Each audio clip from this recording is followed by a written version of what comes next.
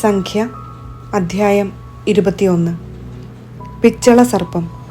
Israel അത്താരും വഴി വരുന്നെന്ന് നെഗബിൽ വസിച്ചിരുന്ന കാനാന്യനായ അരാദിലെ രാജാവ് കേട്ടു. അവൻ ഇസ്രായേലിനോട് യുദ്ധം ചെയ്ത് കുറെ പേരെ തടവുകാരാക്കി. ഇസ്രായേൽ കർത്താവിനോട് ശപഥം ചെയ്തു, അങ്ങ് ഈ ജനത്തെ എൻ്റെ കയ്യിൽ ഏൽപ്പിച്ചു തരുമെങ്കിൽ ഞാൻ അവരുടെ പട്ടണങ്ങളെ നിശേഷം നശിപ്പിക്കും. കർത്താവ് ഇസ്രായേൽ പറഞ്ഞതു ശ്രവിച്ച് കാനാന്യരെ അവർക്ക് ഏൽപ്പിച്ചു കൊടുത്തു. അവർ കാനാന്യരെയും അവരുടെ പട്ടണങ്ങളെയും നിശേഷം നശിപ്പിച്ചു. അങ്ങനെ ആ സ്ഥലത്തിന് ഹോർമ എന്നു പേര് ലഭിച്ചു. ഏദോം ചുറ്റിപ്പോകാൻ ഹോർ മലയിൽ നിന്ന് ചെങ്കടലിലേക്കുള്ള വഴിയെ അവർ യാത്ര പുറപ്പെട്ടു. യാത്രാമധ്യേ ജനം അക്ഷമരായി. ജനത്തിനും മോശയ്ക്കുമെതിരായി അവർ സംസാരിച്ചു. ഈ മരുഭൂമിയിൽ മരിക്കാൻ നീ ഞങ്ങളെ ഈജിപ്തിൽ നിന്ന് കൊണ്ടുവന്നതെന്തിന്? ഇവിടെ അപ്പമോ വെള്ളമോ ഇല്ല. വിലകെട്ട ഈ അപ്പം തിന്നു ഞങ്ങൾ മടുത്തു. അപ്പോൾ കർത്താവ് ജനത്തിന്റെ ഇടയിലേക്ക് ആഗ്നേയ സർപ്പങ്ങളെ അയച്ചു. അവയുടെ ദംശനമേറ്റ് ഇസ്രായേലിൽ വളരെ പേർ മരിച്ചു. ജനം മോശയുടെ അടുക്കൽ വന്നു പറഞ്ഞു, അങ്ങേക്കും കർത്താവിനുമെതിരായി സംസാരിച്ചു ഞങ്ങൾ പാപം ചെയ്തു. ഈ സർപ്പങ്ങളെ പിൻവലിക്കാൻ കർത്താവിനോട് പ്രാർത്ഥിക്കണമേ. മോശ ജനത്തിനു വേണ്ടി പ്രാർത്ഥിച്ചു. കർത്താവ് മോശയോട് അരുളി ചെയ്തു, ഒരു പിച്ചള സർപ്പത്തെ ഉണ്ടാക്കി വടിയിൽ ഉയർത്തി നിർത്തുക. ദംശനമേൽക്കുന്നവർ അതിനെ നോക്കിയാൽ മരിക്കുകയില്ല. മോശ പിച്ചള കൊണ്ട് ഒരു സർപ്പത്തെ ഉണ്ടാക്കി അതിനെ വടിയിൽ ഉയർത്തി നിർത്തി. ദംശനമേറ്റവർ പിച്ചള സർപ്പത്തെ നോക്കി അവർ ജീവിച്ചു. മൊവാബ് താഴ്വരയിലേക്ക്. അനന്തരം ഇസ്രായേൽ ജനം യാത്ര പുറപ്പെട്ട് ഓബോത്തിൽ ചെന്ന് പാളയമടിച്ചു. അവിടെ നിന്ന് പുറപ്പെട്ട് മൊവാബിനെതിരെയുള്ള മരുഭൂമിയിൽ ഇയെ അബറീമിൽ കിഴക്കുദിക്കിന് അഭിമുഖം പാളയമടിച്ചു. അവിടെ നിന്നും പുറപ്പെട്ട് സേരത്ത് താഴ്വരയിൽ പാളയമടിച്ചു. അവിടെ നിന്നും പുറപ്പെട്ട് അർണോൺ നദിയുടെ മറുകരയിൽ പാളയമടിച്ചു. മരുഭൂമിയിൽ അമോര്യരുടെ അതിർത്തിയിൽ നിന്ന് ഉത്ഭവിക്കുന്ന അർണോൺ അമോര്യരുടെയും മൊവാബിയരുടെയും മധ്യേയുള്ള അതിരാണ്. അതിനാൽ കർത്താവിൻ്റെ യുദ്ധങ്ങളുടെ ഗ്രന്ഥത്തിൽ ഇപ്രകാരം എഴുതിയിരിക്കുന്നു, സൂഫായിലെ വാഹബ് വരെ ഞങ്ങൾ മുന്നേറി. അർണോൺ താഴ്വരയിലൂടെ ആറിൻ്റെ ആസ്ഥാനം വരെ നീണ്ടുകിടക്കുന്ന താഴ്വരയുടെ ചരിവുകളിലൂടെ. അവിടെ നിന്ന് അവർ ബേറിലേക്ക് പോയി.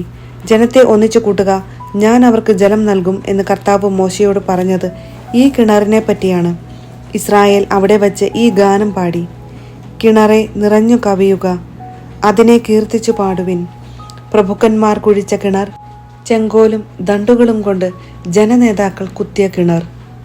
അവർ ബേറിൽ നിന്ന് മത്താനായിലേക്ക് യാത്ര തുടർന്നു. മത്താനായിൽ നിന്ന് നഹലിയേലിലേക്കും അവിടെ നിന്ന് ബാമോത്തിലേക്കും ബാമോത്തിൽ നിന്ന് മരുഭൂമിക്കെതിരെ സ്ഥിതി ചെയ്യുന്ന പിസ്ഗ ഗിരിശൃംഗത്തിനു താഴെയുള്ള മൊവാബ് ദേശത്തെ താഴ്വരയിലേക്കും പോയി. സീഹോനും ഓഗും. അവിടെ നിന്ന് ഇസ്രായേൽ അമോര്യ രാജാവായ സീഹോന്റെ അടുക്കൽ ദൂതന്മാരെ അയച്ചു പറഞ്ഞു, നിങ്ങളുടെ ദേശത്തിലൂടെ കടന്നു പോകാൻ ഞങ്ങളെ അനുവദിച്ചാലും ഞങ്ങൾ വയലുകളിലോ മുന്തിരിത്തോട്ടങ്ങളിലോ കടക്കുകയില്ല. കിണറുകളിലെ വെള്ളം കുടിക്കുകയുമില്ല. നിങ്ങളുടെ അതിർത്തി കടക്കുവോളം ഞങ്ങൾ രാജപാതയിലൂടെ തന്നെ യാത്ര ചെയ്തു കൊള്ളാം. എന്നാൽ തൻ്റെ ദേശത്തിലൂടെ കടന്നു പോകാൻ സീഹോൻ ഇസ്രായേലിനെ അനുവദിച്ചില്ല. അവൻ തൻ്റെ ജനത്തെയെല്ലാം കൂട്ടി ഇസ്രായേലിനെതിരെ മരുഭൂമിയിലേക്ക് പുറപ്പെട്ടു.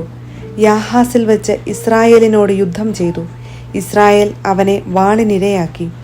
അർണോൺ മുതൽ യാബോക്ക് വരെ അമ്മോന്യരുടെ അതിർത്തി വരെ വ്യാപിച്ചു കിടക്കുന്ന അവൻ്റെ ദേശം കൈവശപ്പെടുത്തി. യാസേർ ആയിരുന്നു അമ്മോന്യരുടെ അതിർത്തി. ഇസ്രായേൽ ഈ പട്ടണങ്ങളെല്ലാം പിടിച്ചെടുത്തു. ഹെഷ്ബോൺ ഉൾപ്പെടെയുള്ള അമോര്യരുടെ എല്ലാ നഗരങ്ങളിലും ഗ്രാമങ്ങളിലും അവർ വാസമുറപ്പിച്ചു. ഹെഷ്ബോൺ അമോര്യ രാജാവായ സീഹോന്റെ നഗരമായിരുന്നു. അവൻ മൊവാബിലെ മുൻ രാജാവിനോട് യുദ്ധം ചെയ്ത് അർണോൺ വരെയുള്ള അവൻ്റെ ദേശമത്രയും പിടിച്ചടക്കിയിരുന്നു. അതുകൊണ്ടാണ് ഗായകർ പാടുന്നത്, ഹെഷ്ബോണിലേക്ക് വരുവിൻ, അത് പുതുക്കിപ്പണിയുവിൻ, സീഹോന്റെ നഗരം പുനഃസ്ഥാപിക്കുവിൻ. എന്തെന്നാൽ ഹെഷ്ബോണിൽ നിന്ന് അഗ്നി പ്രവഹിച്ചു, സീഹോൻ പട്ടണത്തിൽ നിന്ന് അഗ്നിജ്വാലകൾ മൊവാബിലെ 6 പട്ടണത്തെ വിഴുങ്ങി. അർണോൺ ഗിരികളെ അത് വലയം ചെയ്തു. മൊവാബേ, നിനക്ക് ദുരിതം. കെമോഷ് നിവാസികളെ നിങ്ങൾക്കു നാശം. അവൻ തൻ്റെ പുത്രന്മാരെ അഭയാർത്ഥികളും പുത്രിമാരെ വിപ്രവാസികളുമാക്കി അമോര്യനായ സീഹോൻ രാജാവിന് നൽകി. നമ്മൾ ഹെഷ്ബോണിൻ്റെ സന്തതികളെ ദിബോൺ വരെ സംഹരിച്ചു. മെദേബ വരെ അഗ്നി കൊണ്ട് അവരെ നമ്മൾ നശിപ്പിച്ചു. അങ്ങനെ ഇസ്രായേൽ അമോര്യരുടെ ദേശത്ത് താമസമാക്കി. രഹസ്യ നിരീക്ഷണം നടത്താനായി മോശ ആളുകളെ യാസേറിലേക്ക് അയച്ചു. അവർ ഗ്രാമങ്ങൾ പിടിച്ചടക്കുകയും അവിടെയുണ്ടായിരുന്ന അമോര്യരെ ഓടിച്ചു കളയുകയും ചെയ്തു. പിന്നീട് ഇസ്രായേൽക്കാർ ബാഷാനിലേക്കുള്ള വഴിയിലൂടെ യാത്ര ചെയ്തു. ബാഷാൻ രാജാവായ ഓഗ് തൻ്റെ സകല ജനത്തെയും കൂട്ടി വന്ന് എദ്രേയിൽ വച്ച് അവരുമായി ഏറ്റുമുട്ടി. കർത്താവ് മോശയോട് അരുളി ചെയ്തു, അവനെ ഭയപ്പെടേണ്ട, അവനെയും അവൻ്റെ ജനത്തെയും ദേശത്തെയും നിനക്ക് ഞാൻ വിട്ടുതന്നിരിക്കുന്നു. ഹെഷ്ബോണിൽ വസിച്ചിരുന്ന അമോര്യ രാജാവായ സീഹോനോട് ചെയ്തതുപോലെ നിങ്ങൾ അവനോടും ചെയ്യണം. അങ്ങനെ ഇസ്രായേൽക്കാർ ഓഗിനെയും അവൻ്റെ പുത്രന്മാരെയും സകല ജനത്തെയും ഒന്നൊഴിയാതെ കൊന്നൊടുക്കി അവൻ്റെ ദേശം കൈവശപ്പെടുത്തുകയും ചെയ്തു.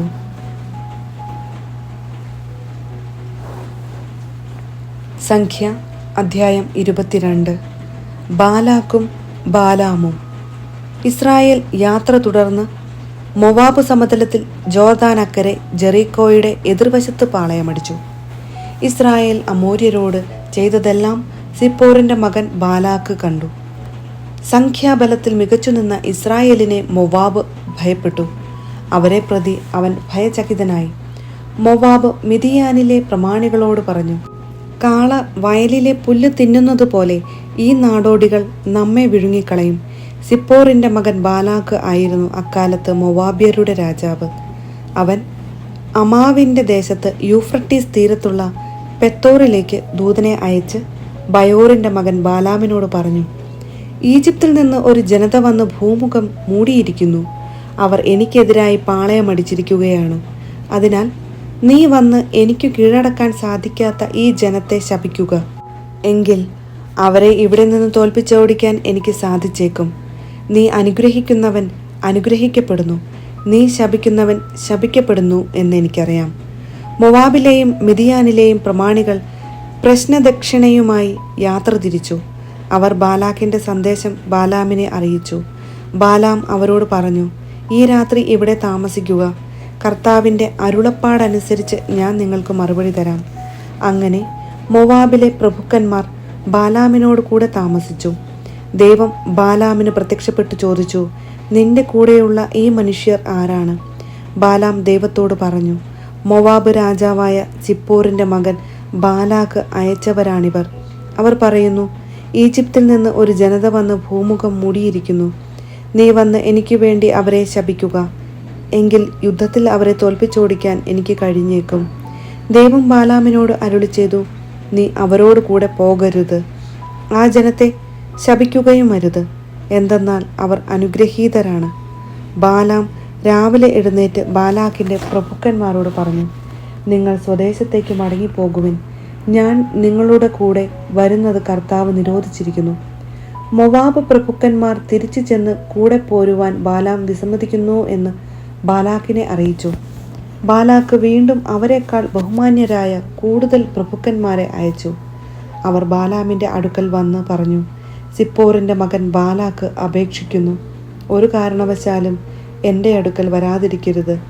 ഞാൻ നിനക്ക് ബഹുമതികൾ നൽകാം. നീ എന്തു പറഞ്ഞാലും ഞാൻ ചെയ്തു തരാം.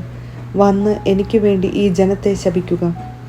ബാലാക്കിന്റെ സേവകരോട് ബാലാം പറഞ്ഞു, ബാലാക്ക് തൻ്റെ വീടു നിറയെ വെള്ളിയും സ്വർണവും എനിക്ക് തന്നാലും എൻ്റെ ദൈവമായ കർത്താവ് കൽപ്പിക്കുന്നതിൽ കൂടുതലോ കുറവോ ചെയ്യുക എനിക്ക് സാധ്യമല്ല.